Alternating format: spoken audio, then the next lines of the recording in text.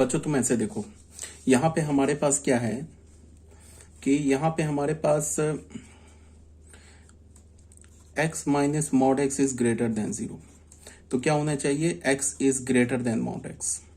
इसका मतलब क्या होना चाहिए कि जो y is equal to x का जो कर्व है वो मॉड x के कर्व से बड़ा होना चाहिए। ठीक है, इसका मतलब क्या होगा कि हमें उस, मेरी बात को ध्यान से सुनो, हमें उस x को कंसीडर करना है, x का वो इंटरवल लेना है जिस इंटरवल में जो x y is equal to x का curve y is equal to mod x के कर्व से ग्रेटर हो। इक्वल भी नहीं चलेगा, ग्रेटर चलेगा। तो y is equal to x का कर्व जब y is equal to mod x के कर्व से ग्रेटर होगा तो y is equal to x का कर्व क्या होगा, y is equal to mod x के कर्व से ऊपर होगा। अभी बताया ना, पहले एग्जांपल लिया था। तो अब हम लोग देखते हैं, माइनस इंफिनिटी से ये हमारा x डैश है, माइनस इंफिनिटी से हम 0 तक आते हैं। तो माइनस इंफिनिटी से 0 तक क्या है, ये वाला जो कर्व है ना, इंक्लूडिंग 0, 0 को भी लेते हैं। तो 0 पे मॉड x और y is equal to x तो बराबर है। देख लो, y is equal to x है हमारे पास और y is equal to mod x है। अगर तुमने x का वैल्यू 0 लिया तो y का वैल्यू 0 आएगा। यहाँ भी x का वैल्यू 0 लो, y का वैल्यू 0 आएगा। यहाँ भी x का वैल्यू 0 लो, y का वैल्यू 0 आएगा। इसका मतलब क्या, x इज इक्वल टू 0 पे y is equal to mod x and y is equal to x तो बराबर है। बट हमें इक्वल भी नहीं चाहिए, हमें y is equal to x, y is equal to mod x से ग्रेटर चाहिए। तो मैंने क्या बोला कि माइनस इंफिनिटी से 0 लो, एक्सक्लूडिंग 0। तो y is equal to mod x का जो कर्व है ना, ये y इज इक्वल टू, ये हमारा क्या है, y इज इक्वल टू, ये y is equal to x का कर्व है और ये दोनों कर्व मिलके क्या, y is equal to mod x का कर्व है। तो ये जो y is equal to x का जो कर्व है, y is equal to mod x के कर्व से नीचे है। तो क्या हो गया, x क्या हो जाएगा, लेस देन x। अगर मैं ऐसे लू, x belongs to minus infinity to 0, तो यहां से हमें क्या पता चलेगा कि जो मॉड x है ना वो x से ग्रेटर है। देख लो, कोई भी तुम वैल्यू डाल के देख लो, कोई भी नेगेटिव नंबर डाल के देख लो, -2 ले लो, तो -2 डालो तो -2 का मॉड क्या होगा, 2, 2 इज ग्रेटर देन -2, करिए ना सेटिस्फाई। और x इज इक्वल टू 0 पे क्या होगा, ये क्या इंप्लाई करेगा, मॉड x और x बराबर हो जाएगा। और अगर हमने x का वैल्यू 0 से इंफिनिटी लिया तो ये क्या इंप्लाई करेगा कि जो मॉड x का कर्व देखो, मॉड x का कर्व और y is equal to x का कर्व क्या, एक ही लाइन है, यही लाइन है ना। तो यहाँ पे क्या हो जाएगा, mod x is equal to x हो जाएगा। तो यहाँ पे देख लो, कोई भी पॉजिटिव नंबर ले लो, मान लो तुमने 4 ले लिया, तो यहाँ पे देख लो 4 का मॉड क्या होगा, 4 इज ग्रेटर देन 4, ये दोनों इक्वल हो जाएगा। तो हमें क्या मिल रहा है कि ऐसे मिल रहा है, x माइनस मॉड x को हम क्या लिख सकते हैं, x माइनस मॉड x जो होगा हमारा, या फिर ऐसे तुम लिख लो कि x माइनस मॉड x क्या होगा, 0 होगा। या फिर तुम ऐसे देखो, ऐसे होगा ना, x is mod x is greater then x होगा। वही बात को लिख रहे हैं, फॉर ऑल, या ऐसे लिख लो, for all x belongs to minus infinity to 0। ठीक है, एंड मॉड x क्या होगा, mod of x is equal to x होगा at x is equal to 0। And mod of x क्या होगा, लेस देन x होगा, mod of x less than equals to x होगा, क्या होगा, at for all, sorry this is for all x belongs to 0 to infinity. ठीक है, तो यहां से हमें क्या पता चला कि जो x है ना वो मॉड x से या तो, मॉड x के या तो इक्वल होगा या तो उससे लेस होगा। बट हमें क्या चाहिए, अगर ये फंक्शन डिफाइंड होना होगा तो हमें क्या चाहिए कि x को ग्रेटर देन मॉड x होना चाहिए, जो ये तो पॉसिबल ही नहीं है किसी भी x के लिए। इसीलिए डोमेन क्या आ गया फंक्शन का, और ये डोमेन क्या आ गया फंक्शन का, फाई। ठीक है, यहां तक तो बात क्लियर है। अब बच्चों आ जाओ नेक्स्ट क्वेश्चन। नेक्स्ट क्वेश्चन हमारा क्या है, fx is equal to 1 upon root under x plus mod x। तो फिर हमारे पास स्क्वायर रूट है, डिनोमिनेटर में है, तो स्क्वायर रूट के अंदर जो लिखा है वो क्या होना चाहिए, x plus mod x greater then, x plus mod x वो क्या होना होगा, ग्रेटर देन 0। तो देख लो, यहाँ पे फिर हमने लिया, ये तो हमारा क्वेश्चन नंबर 2 हो गया सॉल्व। यहाँ पे क्वेश्चन नंबर 2 देख लो, x प्लस मॉड x है, यहाँ पे हम लोग क्या कर रहे हैं, मॉड x क्या होता है, x होता है if x is greater than equals to 0, minus x होता है if x is less than equals to 0। x plus mod x क्या होगा, x प्लस x होगा when x is greater than equals to 0। ठीक है, अगर x हमारा greater than या इक्वल्स टू 0 होगा तो सीधे मॉड हटा देंगे, और मॉड हटाने से पहले माइनस मल्टीप्लाई करेंगे कब, जब हमने मान लिया कि x इज लेस देन 0। ठीक है, तो फाइनल हमें क्या मिला, x प्लस मॉड x किसके इक्वल मिला, 2x के इक्वल मिला when x is greater than equals to 0, और 0 के इक्वल मिला if x is less than 0। अब तुम ऐसे देखो, अगर तुमने x का वैल्यू पॉजिटिव लिया तो पॉजिटिव लोगे तो यहां डालोगे ना, x का वैल्यू अगर तुमने 4 लिया, और यहां पे क्या बोल रहा है हमारे पास, अभी अगर तुम मान लो कि x का वैल्यू तुमने 4 लिया तो 2x क्या होगा, 2x भी पॉजिटिव होगा, और अगर तुमने x का वैल्यू 0 लिया तो यहां से भी 0 आ जाएगा। ठीक है, तो x का वैल्यू 0 लिया तो x प्लस मॉड x का वैल्यू क्या होगा, x प्लस मॉड x का वैल्यू क्या होगा हमारे पास 0। और अगर तुमने x का वैल्यू निगेटिव लिया, कोई भी निगेटिव रियल नंबर लिया, फॉर एग्जांपल -4 लिया, तो फिर x प्लस मॉड x की वैल्यू क्या मिल जाएगी 0। देख लो -4 डाल के, यहाँ -4 डालो, यहाँ -4 डालो, तो -4 प्लस 4 आ जाएगा 0। तो सारे निगेटिव रियल नंबर के लिए x प्लस मॉड x क्या होगा, ये 0 होगा, और सारे पॉजिटिव रियल नंबर के लिए x प्लस मॉड x, सारे पॉजिटिव इंक्लूडिंग 0 के लिए x प्लस मॉड x किसके इक्वल होगा, 2x के इक्वल होगा। ठीक है, ये बात आ गई समझ में। अब यहां पे क्या बोल रहा है, दस f x is equal to 1/√x plus mod x assume real values if, ये जो हमारा एफ एक्स है ना, ये रियल वैल्यू, एफ एक्स का मतलब y रियल वैल्यू का एज्यूम करेगा when x plus mod x क्या होना चाहिए, ग्रेटर देन 0 होना चाहिए। इसका मतलब क्या होना चाहिए, x plus mod x positive कब होगा, देख लो, x प्लस मॉड x यही होगा ना, 0 और ग्रेटर देन 0 और इक्वल्स टू 0 के लिए पॉजिटिव कब होगा, ग्रेटर देन 0 के लिए पॉजिटिव होगा। अगर तुमने यहां से x का वैल्यू 0 लिया तो x प्लस मॉड x तो 0 हो जाएगा, यहां पे क्या होना चाहिए, x प्लस मॉड x क्या होना चाहिए, पॉजिटिव होना चाहिए। तो पॉजिटिव कब हो रहा है, when x is greater than 0। जब हमारा x ग्रेटर देन 0 हो रहा है तो फिर क्या हो रहा है, x प्लस मॉड x, ये देखो ना यार, x प्लस मॉड x क्या बोल रहा है, ग्रेटर देन 0 होना चाहिए। अगर हमने x का वैल्यू यहाँ 0 के लिए कौन सा वैलिड ये है, अगर हमने x का वैल्यू 0 डाला तो 2 इंटू 0 0 आ जाएगा, तो 0 तो चलेगा नहीं, x प्लस मॉड x 0 के इक्वल नहीं होना चाहिए, x plus mod x greater than 0 होना चाहिए। तो x प्लस मॉड x है ना, यही है x प्लस मॉड x। तो x प्लस मॉड x जो है हमारा ग्रेटर देन 0 कब होगा, x plus mod x greater than 0 तब होगा जब x ग्रेटर देन 0 होगा। x लेस देन 0 होगा तो फिर क्या होगा, x प्लस मॉड x 0 हो जाएगा, और x इक्वल्स टू 0 होगा तो x प्लस मॉड x 0 हो जाएगा, सॉरी x लेस देन 0 होगा तो भी 0 हो जाएगा, x इक्वल्स टू 0 होगा तो भी 0 हो जाएगा, और जब x पॉजिटिव होगा तो फिर x प्लस मॉड x क्या हो जाएगा, ग्रेटर देन 0 हो जाएगा। हमें क्या चाहिए, x plus mod x greater than 0 चाहिए। तो x plus mod x greater than 0 कब हो रहा है, when x is greater than 0, x is greater than 0, इसका मतलब x belongs to 0 to infinity. तो डोमेन क्या हो गया इस फंक्शन का, 0 टू इन्फिनिटी। ठीक है, तो ये हो गया हमारे पास। अब ग्राफिकल देख लो, ग्राफिकल बहुत ईजी है। यहाँ पे अगर हमारे पास ये जो फंक्शन है 1/√x प्लस मॉड x, अगर इसको डिफाइंड होना है तो x प्लस मॉड x को क्या होना होगा, ग्रेटर देन 0। तो मॉड x को क्या होना होगा, ग्रेटर देन -x। तो तुम ऐसे देखो, अब फिर तुम ग्राफिकली देखो, ग्राफ से जो होता है ना, बहुत सारे क्वेश्चन बहुत इजी और बहुत जल्दी सॉल्व हो जाते हैं। ये मॉड x का कर्व है, ये हमारा जो है मॉड x का कर्व है। इस लाइन के इक्वेशन को क्या बोलेंगे हम, y is equal to x. y is equal to x का पूरा लाइन नहीं है, सिर्फ आधा लाइन है। y is equal to x जो एक्चुअली यहाँ नीचे भी है, ये जो लाइन है ना, ये पूरा मिलके y is equal to x होगा। बट मॉड x में क्या होता है, y is equal to x line कहां से कहां तक लेते हैं, किस इंटरवल में लेते हैं, 0 टू इन्फिनिटी लेते हैं। और ये लाइन हमारा क्या है, y is equal to -x। y is equal to -x, तो ये पूरा लाइन है, ठीक है। But y is equal to mod x में क्या करते हैं, y is equal to -x वाला लाइन कहां से कहां तक लेते हैं, -इन्फिनिटी से 0 तक लेते हैं, 0 से पॉजिटिव इन्फिनिटी तक लाइन नहीं लेते, ठीक है। तो ये दोनों लाइन मिला के क्या हो गया, y is equal to mod x का कर्व हो गया, और ये पूरा लाइन क्या हो गया, y is equal to -x का कर्व हो गया। अब हमें क्या चाहिए, x प्लस मॉड x क्या चाहिए, ग्रेटर देन 0 चाहिए।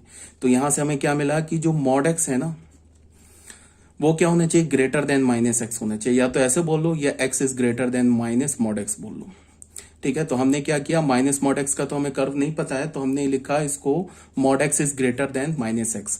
तो मॉड x -x से ग्रेटर कब होगा, वो देख लो, ये लाइन है ना हमारा -x, y is equal to -x, और ये दोनों लाइन मिलके y is equal to mod x का कर्व है। तो अगर तुम -इन्फिनिटी से लेके 0 तक आते हो एक्सक्लूडिंग 0, तो y is equal to -x तो क्या है, y is equal to -x जो हमारा ग्रेटर है, ठीक है ना, ये लाइन है ना y is equal to, sorry, minus infinity से 0 तक क्या है, y is equal to minus x और y is equal to mod x क्या है, इक्वल है। यही लाइन है ना y is equal to minus x का, और यही लाइन है y is equal to mod x का। ये line y is equal to minus x का भी है, line y is equal to mod x का भी है। तो माइनस इन्फिनिटी से, ग्राफ में देखो, माइनस इन्फिनिटी से 0 अगर हम लेते इंक्लूडिंग 0, तो ये लेते x का इंटरवल, तो यहां से हमें क्या पता चलेगा, माइनस एक्स जो है ये इक्वल है मॉड एक्स के।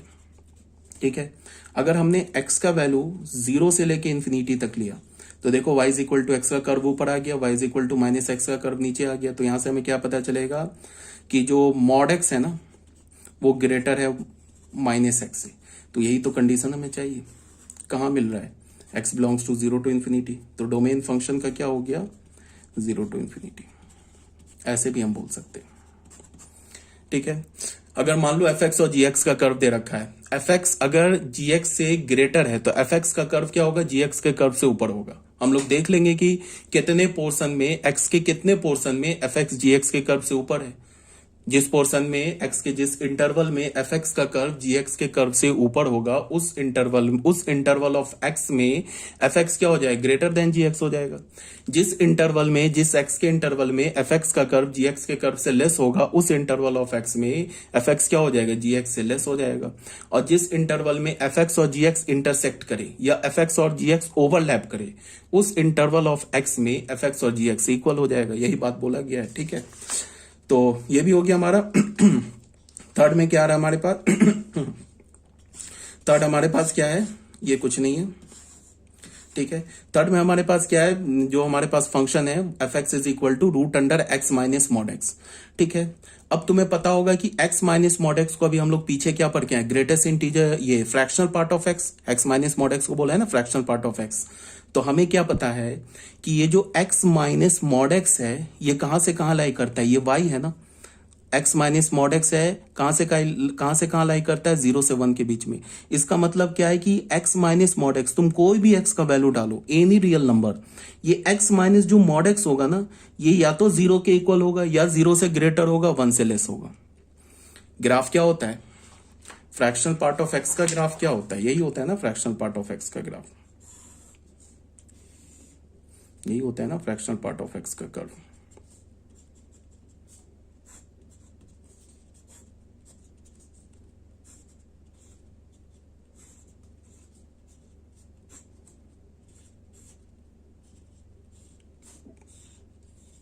यही होता है फ्रैक्शनल पार्ट ऑफ एक्स का कर्व। तो ये हमारा क्या है, 0,1 0 1 2 -1 -2, यही है y is equal to x minus greatest integer x, जिसको हम फ्रैक्शनल पार्ट ऑफ x बोलते हैं। तो हमें क्या पता चल गया कि जो फ्रैक्शनल y है इसका रेंज क्या होता है, y का 0 से 1 के बीच में होता है, ये ऑलरेडी पढ़ाया जा चुका है। ठीक है, तो हमारे पास क्या 1/√अंडर x minus greatest integer of x, ये है ना हमारे पास। तो इसका मतलब है कि किसी भी x के लिए जो स्क्वायर रूट के अंदर जो वैल्यू जनरेट होगा, जो y जनरेट होगा, वो y क्या होगा, 0 से 1 के बीच में होगा। तो कोई बात नहीं, बहुत अच्छी बात है, स्क्वायर रूट तो डिफाइंड हो जाएगा ना, स्क्वायर रूट क्या हो जाएगा, डिफाइंड हो जाएगा। बिकॉज स्क्वायर रूट में क्या होना चाहिए, बस हमें स्क्वायर रूट के अंदर निगेटिव नहीं होना चाहिए।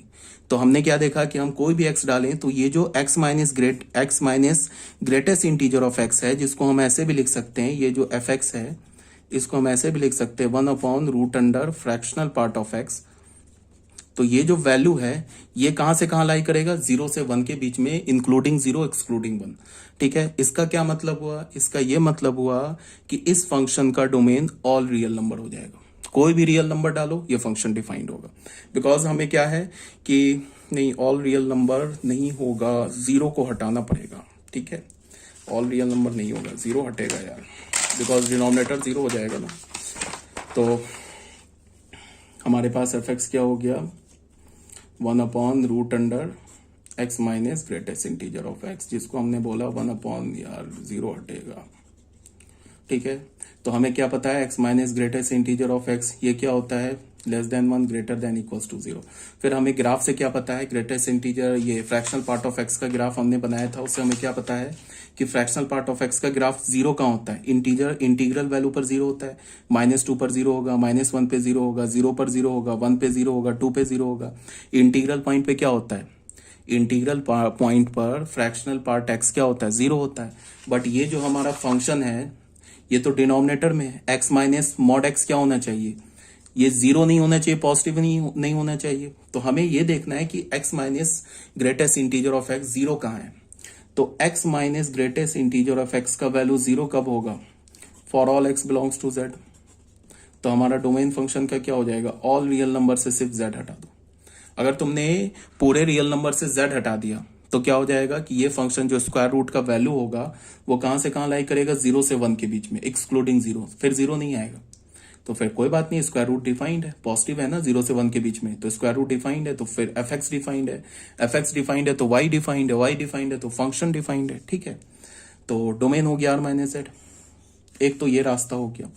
दूसरा रास्ता क्या हो गया कि तुम ऐसे देखो, x minus greatest integer of x को क्या होगा, ग्राफिकली अगर देखते हैं तो ये पॉजिटिव होना चाहिए, इक्वल्स टू 0 भी नहीं होना चाहिए, तभी जाके क्या होगा, ये स्क्वायर रूट डिफाइंड होगा।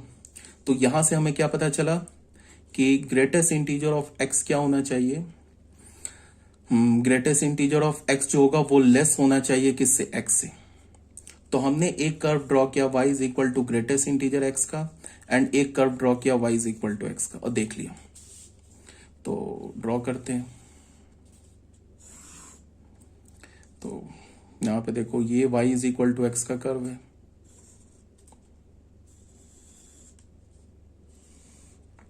जीरो पर 0 है, यही होता है ना।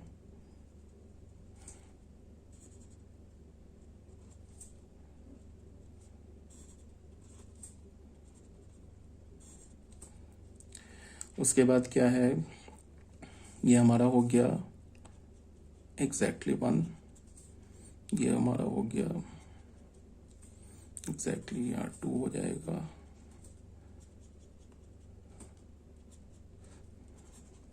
ये पॉइंट का कोऑर्डिनेट क्या है, 2,2, ये पॉइंट का कोऑर्डिनेट क्या है, 3,3, इस पॉइंट का कोऑर्डिनेट क्या है, 2,2, इस पॉइंट का कोऑर्डिनेट क्या है, 1,1।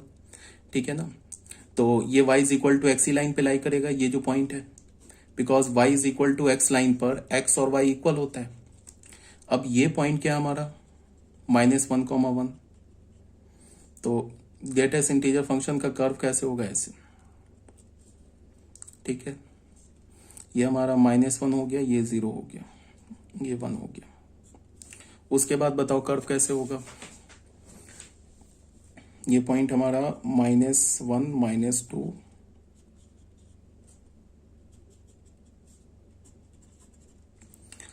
-2 से -1 के बीच में कर्व हमारा ऐसे चलेगा। ठीक है, -2 पर, -2 से -1 के बीच में होगा -2, ऐसे कर्व हो गया। फिर आ जाओ यहाँ पे, ये वाला हमारा पॉइंट हो गया -3। तो